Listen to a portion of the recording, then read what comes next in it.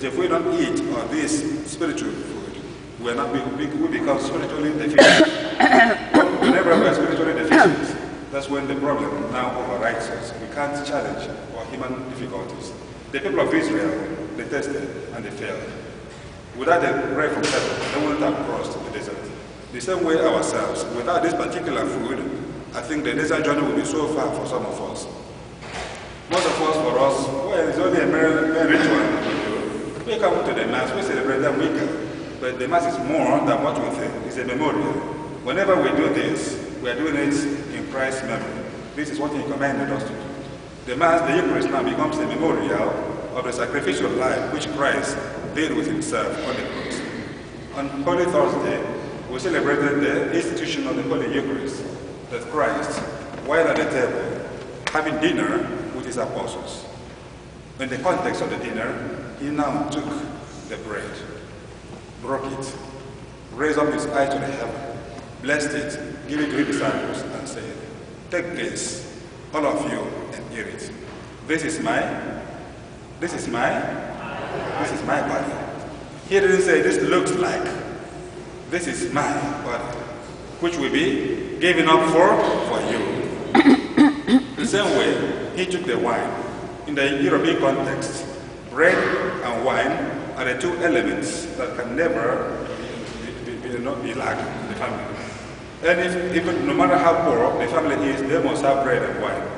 Just like in Mexican context, no matter how poor the person is, tortilla, and what next? No, frivolito, no?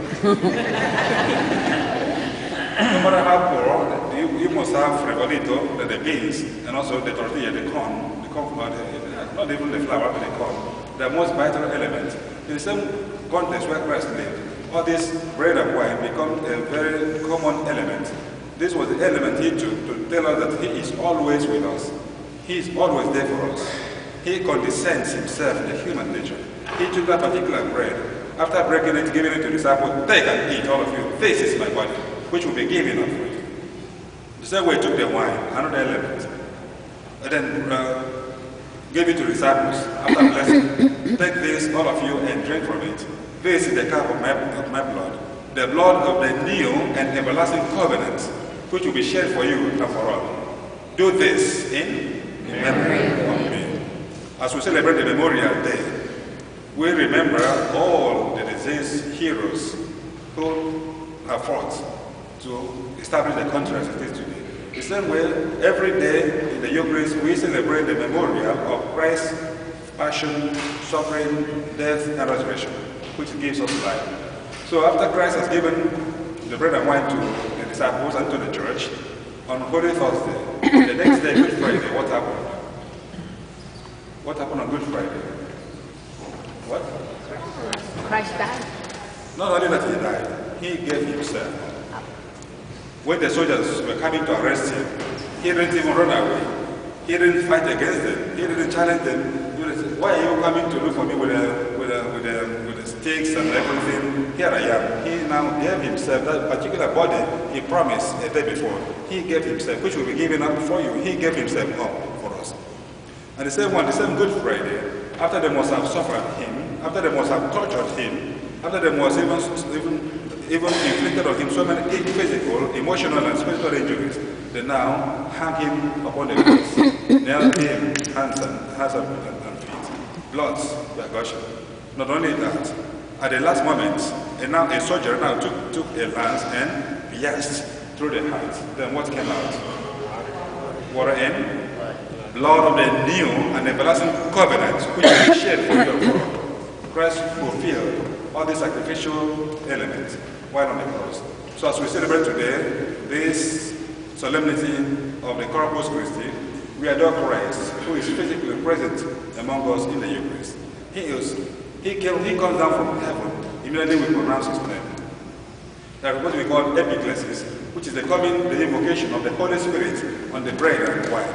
Immediately with the epiclesis, with that blessing, God comes down from heaven to be with us on the table, so that now we eat Him in the form of bread and wine. As we celebrate today, we ask God to give us the spiritual strength. We can never and never overcome our human difficulties if we don't get ourselves well fed with this bread from heaven. The people of Israel, after eating the manna in the desert, they were strengthened. Now Christ said, unless you eat of the body of the Son of Man and drink his blood, you will never have life in you. Maybe, who knows why we have so many challenges today? Who knows why we have so many problems today? Maybe we don't make the body and blood of Christ a center of our lives. If we can invite Christ in our lives, whenever we are hungry and we eat food, how do we feel like? Just happy like myself. I had a very good breakfast, you know. But now, if you are hungry and you don't eat food, how do one look like? Angry, sad, at times, tasteless, at times even no joy. The same way our soul is also, for me, our soul is longing for this spiritual food.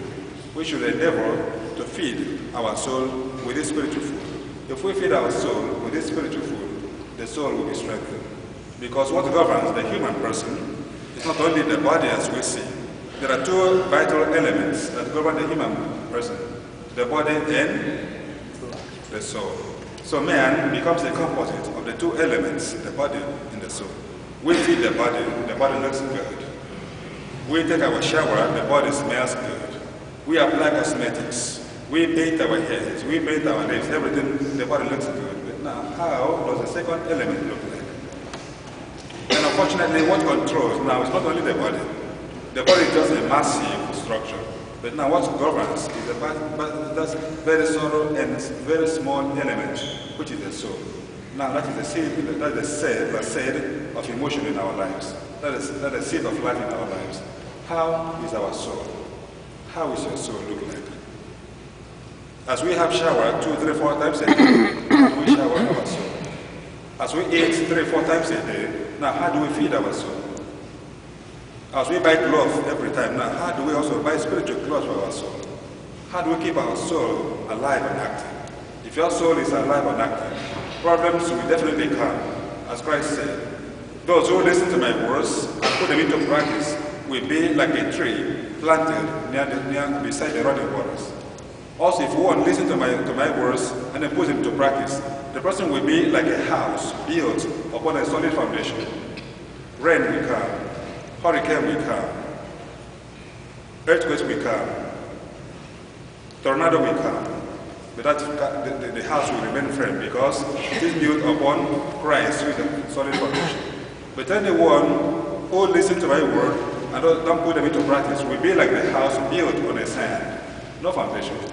Even before problem comes, even before the earthquake comes, the house is already destroyed.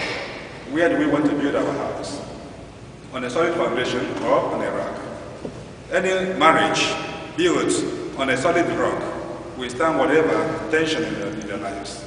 Any family built on a solid foundation, the rock, will also withstand whatever test of time. Any person,